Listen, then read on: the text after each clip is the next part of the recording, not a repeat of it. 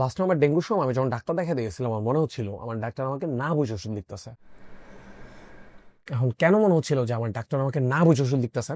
কারণ দেখেন, আমি যখন ওনাকে বলি যে আমার গা ব্যথা করতেছে, আমার জ্বর, আজকে কয়েকদিন ধরে আমি অসুস্থ, এন্ড আমার আরো প্রবলেম আছে, আমি শেষ করার আগে উনি আমাকে ইয়ে লেখা শুরু করে, প্রেসক্রিপশন লেখা শুরু করছে। আপনার না পাখাইতে হবে, আপনার এইটা খাওয়া লাগবে, ওটা খাওয়া লাগবে, এটা খাওয়া লাগবে, দেন আপনার পরীক্ষা নিরীক্ষা করানো লাগবে, এটা টেস্ট করতে হবে। আমি তখন ভয় পেয়ে গেছি, কি রে ভাই, আমি তো এখন আমার প্রবলেম বলিই নাই, এই বান্দা ওষুধ লিখে ফেলতেছে, এত কিছু বলে ফেলতেছে। মানে আমি ওনাকে এক্সপ্লেন করার চেষ্টা করছি, স্যার শুনেন আমার এই আরো প্রবলেম আছে, ডেঙ্গুলি তো বুঝেন আরো অনেক প্রবলেম হয়। আমি ওনাকে সবগুলো এক্সপ্লেন করার চেষ্টা করতেছি, কারণ উনি যদি না বুঝে ভুল ওষুধ লিখে ফেলে আমার, আমি তো ভয় আছি। এই প্রবলেমটা আমরা আমাদের ক্লায়েন্টদের সাথেও কিন্তু প্রায় সময় করায় ফেলি, ভয় লাগায় দিই।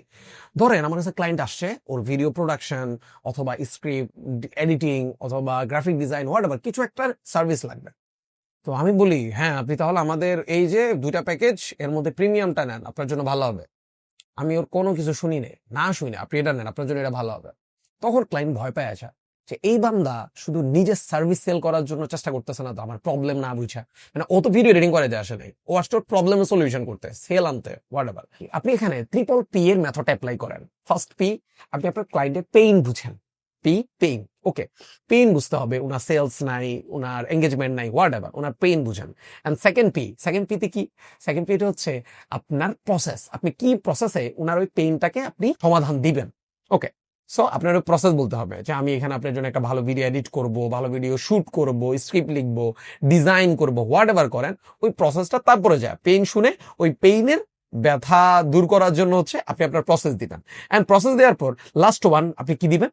আপনি আপনার প্রমিসটা করবেন যে আপনি এটা করলে আপনার সেলস বাড়ার সম্ভাবনা আছে অথবা আপনার এঙ্গেজমেন্ট বাড়ার সম্ভাবনা আছে, ওনাকে আপনি আপনার প্রমিসটা করবেন। তো এই তিনটা পি অ্যাপ্লাই করলে আপনার ক্লায়েন্ট ভরসা পাবে যে না, আমি একদম সলিড মানুষের কাছে আসছি। আমি যখন আমার ক্লায়েন্টের পেইন পয়েন্ট গুলো বোঝার চেষ্টা করছি, তখন আমি দেখছি অনেক ক্লায়েন্টই আসে আমার একটা ভালো একদম প্রিমিয়াম একটা ভিডিও এডিট করে দেন।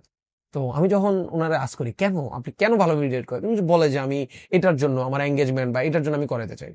তো তখন আমি বুঝতে পারি যে আমার ভিডিও এডিটিং দিয়ে তো এটা হবে না, আমার ভিডিও এডিটিং দিয়ে হয়তো ওনার ব্র্যান্ডিং বাড়বে অথবা ওনার প্রতি মানুষের ট্রাস্ট বিল্ড হবে, হ্যাঁ একটা প্রিমিয়াম ব্যাপার আসবে। সামনে বলি যে আপনি আমার ভিডিও এডিটিং সার্ভিস নেন না, আপনি আমার অমুক সার্ভিসটা নেন, ওইটা আপনাকে এভাবে হেল্প করতে পারবে, আপনার সেলে হেল্প করতে পারবে। তো অনেক সময় আবার আমরা অনেক ক্লায়েন্টকে ইচ্ছে করে ছেড়ে দিছি যে ভাই আপনার কোনো কিছু করার দরকার না, আপনি জাস্ট ক্যামেরা অন করেন, অন করে আপনি জাস্ট ক্যামেরার সামনে তাকায় তাকায় কথা বলেন, আর কিছু করার দরকার নেই, ওটা আপলোড করে দেন, এডিটও করার দরকার নেই। তো ক্লায়েন্টের পেইন পয়েন্ট বুঝে আমি ক্লায়েন্টকে কি দিছি?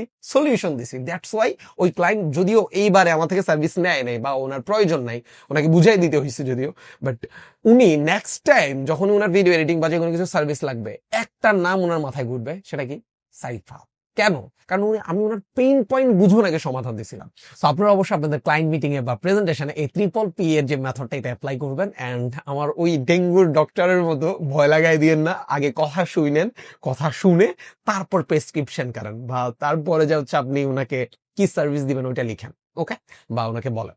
তো এই তো ব্যাপারটা খেয়াল রাখেন, মাথায় রাখবেন। দেখা যাবে পরবর্তী ভিডিওতে। ভালো থাক, আসসালামু আলাইকুম রহমতুল্লাহ।